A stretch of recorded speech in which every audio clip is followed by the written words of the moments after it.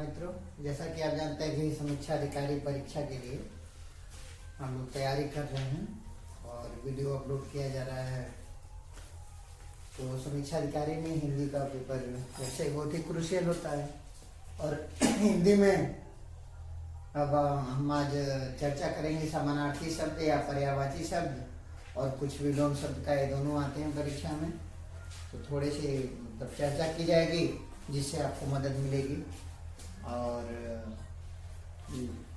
मेरा WhatsApp number आप जानते हैं, कोई भी प्रश्न कभी पूछना हो परीक्षा से संबंधित तो 78 80 55 56 57 इस पर आप व्हाट्सएप कर दीजिए। आपको प्रश्न का उत्तर 24 घंटे के अंदर मैं दे दूंगा। अब आगे देखते हैं मित्रों कि पर्यायवाची या समानार्थी शब्दों की जब बात हम करते हैं या विलोम शब्दों की बात करते हैं तो थोड़ा सा बस ट्रिकी चीजें देखनी है। अब इसमें देखिए, जैसे मान लीजिए कि कोई मूल शब्द है, उसके आगे से जब कुछ शब्दांश लगाया जाता है तो उसको उपसर्ग कहते हैं, पीछे से लगाया जाता है तो प्रत्यय कहते हैं, जब अक्षर आपस में जुड़ते हैं तो उसे संधि कहते हैं और जब शब्द आपस में जुड़ते हैं तो उसे समास कहते हैं। इतना तो सबको पता है। तो संधि, समास, उपसर्ग, प्रत्यय सभी पर्यायवाची या समानार्थी शब्दों का अर्थ बताने में बहुत ही मददगार साबित होते हैं। उसी के हिसाब से कुछ बनाया गया है, उसको देखा जाए कि कुछ मदद आपको मिलेगी। जैसे देखिए, अगर कोई शब्द है उसके आगे उपसर्ग लग गया अनु या स्व या स या सम या प्र या सु, तो ये हमेशा उसका ये सब उपसर्ग लगेगा ना, तो उसका समानार्थी या पर्यायवाची शब्द बनाएगा। लेकिन अगर अ, अव, वि, दुर, निर, पर, अन, विसर्ग, अप, कु, प्रति ये सब लगेगा तो विलोम शब्द बनेगा। जैसे देखिए, हमने एक शब्द लिया राग, उसके आगे से अनु जोड़ दिया अनुराग, तो ये प्रेम में आ गया, ये समानार्थी पर्यायवाची शब्द हो गया। लेकिन हमने जब वी जोड़ा विराग तो ये विलोम शब्द बन गया। देखिए, हमने पद है उसमें सम जोड़ा, संपद समानार्थी शब्द बना, और विपद वी जोड़ने पर विपद हुआ तो ये विलोम शब्द बन गया। इसी तरह से ग्रह में हमने अनु जोड़ा अनुग्रह समानार्थी शब्द बना और वी जोड़ दिया तो विग्रह विलोम शब्द बन गया। तो इसमें हमको इसी तरह से ध्यान देना है कि जब किसी शब्द में अनु, स्व, स, सम, प्र, सु ऐसे उपसर्ग लगे होंगे तो पर्यायवाची का सेंस देंगे। अगर उसमें अ, अव, वि, दुर, निर, पर, अन, विसर्ग, अप और कु, प्रति ऐसे शब्द लगे उपसर्ग लगे होंगे तो ये विलोम का अर्थ देंगे। और एक मजे की बात यह है, ध्यान रखिएगा, अगर ये समानार्थी वाले उपसर्ग लगे हैं तो इनका विलोम इन्हीं किसी विलोम वाले उपसर्गों के साथ ही होगा। जैसे देखिए, अनुराग था, अनुराग का विलोम विराग, अनु उपसर्ग लगा था तो इसका बना तो उसके विलोम में वी लगा, विराग हो गया। इसी तरह से देखिए, संपद लगा, विपद लगा, अनुग्रह लगा, विग्रह लगा। ठीक है, तो इसमें हमको ये ध्यान देना होता है कि अगर ए लगेंगे तो विलोम बनाएंगे और ए लगेंगे तो पर्यायवाची बनाएंगे। और इन सभी उपसर्गों का विलोम इन्हीं सब उपसर्गों के माध्यम से ही बनता है या इनका विलोम इनसे बन जाता है। तो यहाँ तो हमको ये ध्यान देना होगा कि उपसर्ग भी मैटर करता है पर्यायवाची बताने में और विलोम बताने में।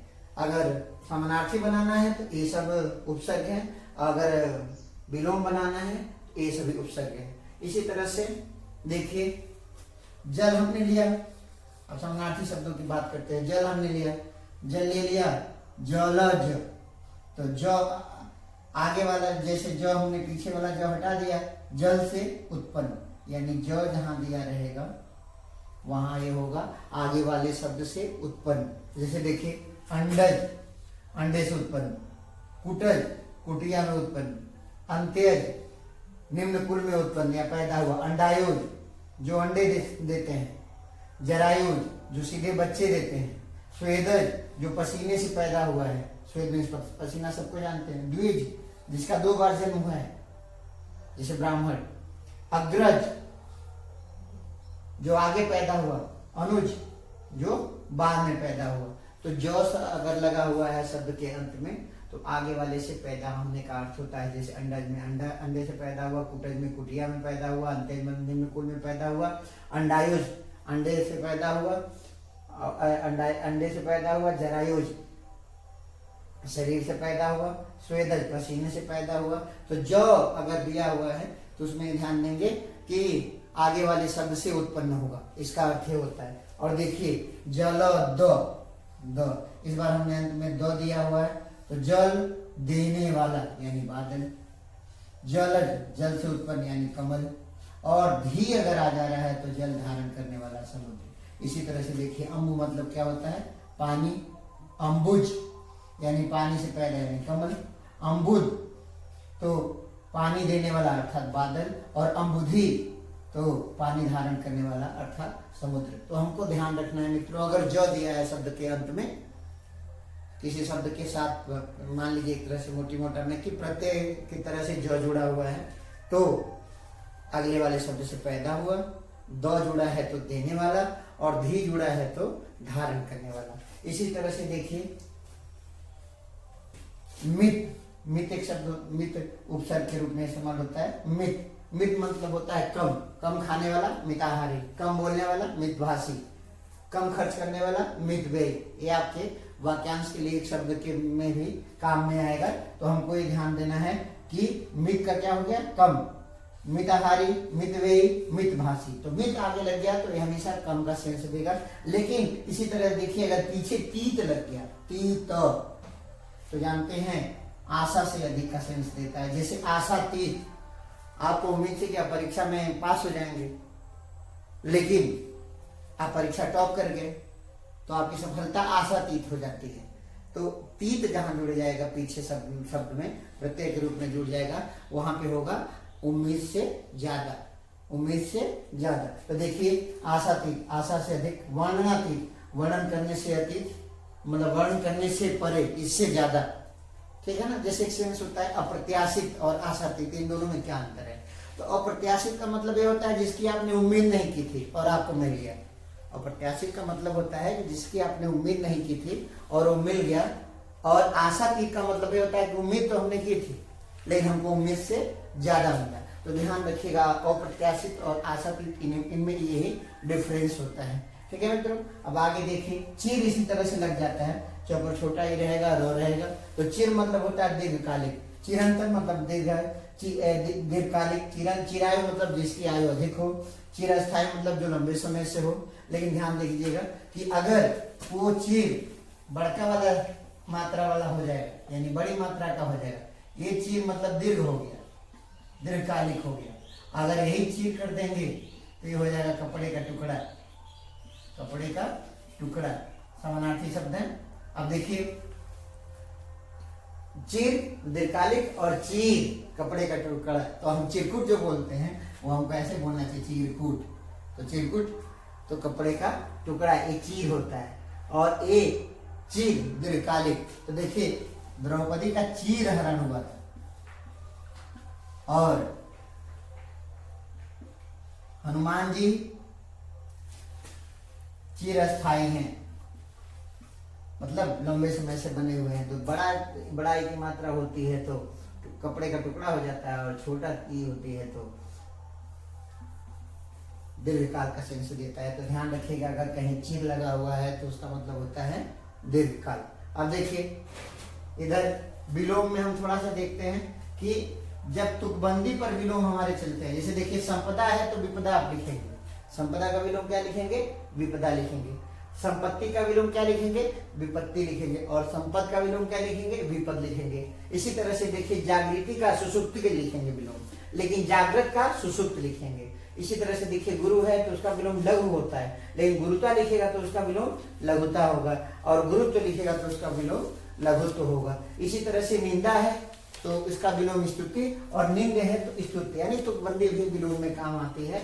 अब देखिए अपराधी है निरपराध, हम आपसे बताए थे जैसे जब नी लग जाता है तो पीछे बड़ी कभी नहीं होती। देखिए अपराधी है तो निरपराध, कामी है तो उसका विलोम निष्काम, पापी है तो निष्पाप, दयालु है तो निर्दय। हम कभी भी अगर निरपराधी बोलते, ज्यादातर लोग ऐसे ही बोलते हैं कि निरपराधी है या निर्दयी है, सबसे कॉमन गलती होती है, लोग बोलते हैं कि वो बड़ा निर्दयी है, तो ये गलत बोलते हैं। निर्दयी कोई शब्द नहीं होता, निर्दय बोला जाता है। क्या बोला जाता है, निर्दय बोला जाता है। और हमेशा ध्यान रखिए निर्दय, निर्दय, तो दो के ऊपर र उड़ रहा है क्योंकि र द से पहले पढ़ा जा रहा है और न के बाद पढ़ा जा रहा है, तो दोनों के बीच आएगा। तो हमेशा ध्यान रखिएगा कि र ऊपर वाला वही लगता है जिसके पहले पढ़ा जाता है। तो यहाँ हमेशा ध्यान रखिएगा हिंदी में कि अगर नी लग गया, उपसर्ग नी लग गया, और सामान्य भाषा में कहिए तो ये सब विसर्ग संधि है। विसर्ग संधि में अगर नी लग गया तो पीछे बड़ी की मात्रा नहीं लगेगी, हमेशा आपको ध्यान रखना है। अपराधी है तो निरपराध, कामी है तो निष्काम, पापी है तो निष्पाप, दयालु है तो निर्दय। अब देखिए कुछ शब्द ऐसे होते हैं, जैसे हम बात करें सुगम, दुर्गम और अगम की। तो देखिए गम मतलब जाना, गम मतलब जाना, आगमन मतलब जाना, आगमन मतलब आना, ये तो विलोम शब्द हो गया। लेकिन देखिए सुगम, जहां जाना आसान हो, ये वाक्यांश के लिए एक शब्द में भी काम आएगा। जहां जाना आसान हो उसको कहते हैं सुगम, जहां जाना कठिन हो उसको कहते हैं दुर्गम, और जहां जाना असंभव हो उसको कहते हैं अगम। तो देखिए दूर लिखा रहेगा यानी कठिन है, सु लिखा रहेगा तो सरल है, दूर लिखा रहेगा तो कठिन है, लेकिन अ लिखा रहेगा तो असंभव है। जैसे देखिए, जैसे किसी बीमारी की हम बात करते हैं, जैसे मान लीजिए हम किसी भी बीमारी की बात कर देते हैं, HIV की बात, एड्स की बात कर देते हैं, तो देखिए ऐसे बीमारी होती है जैसे साध्य, दुसाध्य और असाध्य। तो साध्य मतलब जिसे करना है, दुसाध्य मतलब जो ठीक होना कठिन हो, दुसाध्य मतलब जो करना कठिन हो, जिसको ठीक होना कठिन हो, करना कठिन हो, लेकिन असाध्य मतलब जो कभी ठीक ना हो। तो वही वाली बात है कि जैसे अगम है, जैसे गम, गम जाना, दुर्गम सुगम आसानी से पहुंच जाना, दुर्गम कठिनाई से पहुंचना, और अगम कभी नहीं पहुंचना। तो विलोम में हमेशा ध्यान रखिएगा कि अगर दुर लगा है तो कठिन, पर्यायवाची में भी ये ध्यान देना है, दुर लगा है तो कठिन है, लेकिन अ लग गया तो असंभव है, सु लगा है तो आसानी से है। जैसे एक बात एक लाइन में याद रखिए, सुगम, दुर्गम, अगम। सुगम जहां जाना आसान हो, दुर्गम जहां जाना कठिन हो, और अगम जहां जाना इम्पॉसिबल हो, असंभव हो। इसको हमको ध्यान देना होता है। और दूसरी बात ध्यान देखिए मित्रों कि एक जो हम वाक्यांश के लिए एक शब्द लिखते हैं, भावार्थ लिखते हैं, सब एक दूसरे से जुड़े हुए हैं। हिंदी पढ़ाई में किसी भी विषय में ऐसा ही होता है। तो देखिए भूख, खाने की इच्छा, बुभुक्षा होता है, लेकिन खाने की इच्छा रखने वाला बुभुक्षु हो जाता है। मरने की इच्छा, मोक्ष की कामना मुमुक्षा होता है, और मोक्ष की कामना करने वाला मुमुक्षु हो जाता है। युद्ध करने की इच्छा युत्सा होता है, और युद्ध करने की इच्छा का रखने वाला युत्सु होता है। पिपासा, पानी की इच्छा करना, पिपासु, इच्छा करने वाला सुसुप्ता, सुसुप्तु। इसी तरह से तितिर्षा, तैरने की इच्छा करना, और तितिर्षु, तैरने की इच्छा करने वाला। मुमूर्षा, मरने की इच्छा करना, और मुमूर्षु, मरने की इच्छा करने वाला। तो इस बात को भी ध्यान रखिएगा, वाक्यांश के लिए एक शब्द में आपके काम आएगा, ठीक है, कि करना है, इच्छा है तो आ की मात्रा आ जाएगी, और करने वाला होगा तो ऊ की मात्रा आ जाएगी। जैसे खाने की इच्छा बुभुक्षा, और खाने की इच्छा रखने वाला बुभुक्षु, मोक्ष की इच्छा रखना मुमुक्षा, और मोक्ष की इच्छा रखने वाला मुमुक्षु। तैरने की इच्छा रखना तितिर्षा, और तैरने की इच्छा रखने वाला तितिर्षु। इसी तरह से मरने की इच्छा रखना मुमूर्षा, और मरने की इच्छा रखने वाला मुमूर्षु। तो आपको ये ध्यान रखना होगा कि विलोम, पर्यायवाची और वाक्यांश के लिए एक शब्द पढ़ना है तो लगभग मिला जुला करके एक ही जैसा होता है। देखिए सीधे सीधे कितना आसान है, इसी में भूख लिखा हुआ है, बुभुक्षा। खाने की इच्छा क्या है? बुभुक्षा। देखिए यहाँ भूख लिखा है ना, भूख लिखा हुआ है, आसानी से हमें समझ में आ रहा है। अब बुभुक्षु, खाने की इच्छा रखने वाला। मोक्ष, देखिए यहाँ मोक्ष लिखा हुआ है, मुमुक्षा, मोक्ष की कामना करने वाला मुमुक्षा, कामना करना मुमुक्षा, और करने वाला मुमुक्षु। इसी तरह से देखिए यहाँ पे सुसुप्ता, सुसुप्त लिखा हुआ है, ठीक है ना। इसी तरह से पिपासा देखिए लिखा हुआ है। इसी तरह से एक शब्द होता है जिज्ञासा, जिज्ञासा, और जो जानने की इच्छा रखना जिज्ञासा, और जानने की इच्छा रखने वाला जिज्ञासु, ठीक है ना। तो मित्रों देखिए वीडियो एक बनता जाएगा, आपके लिए मतलब काम में आता जाएगा। इसका प्रिंटेड PDF आपको मिल जाएगा, आप व्हाट्सएप पे संपर्क कर लें, और यूट्यूब पे जो हमारा लिंक है उस पर सब्सक्राइब करें, और उसको ज़्यादा से ज़्यादा शेयर करें लोगों में, कि ज़्यादा लोग जुड़ेंगे तो पढ़ाने में मन भी लगेगा। और देखिए, किसी को भी कोई भी पर्सनल क्वेश्चन पूछना हो पढ़ाई संबंधी, ये नंबर पे व्हाट्सएप कर ले और उसको पीडीएफ व्हाट्सएप पे भी मिल जाएगा और ग्रुप में भी उसको पीडीएफ मिल जाएगा। जो 78 80 55 56 57 पे भी आरओ के लिए एक मुख्य परीक्षा के लिए ग्रुप बनाया गया है। धन्यवाद।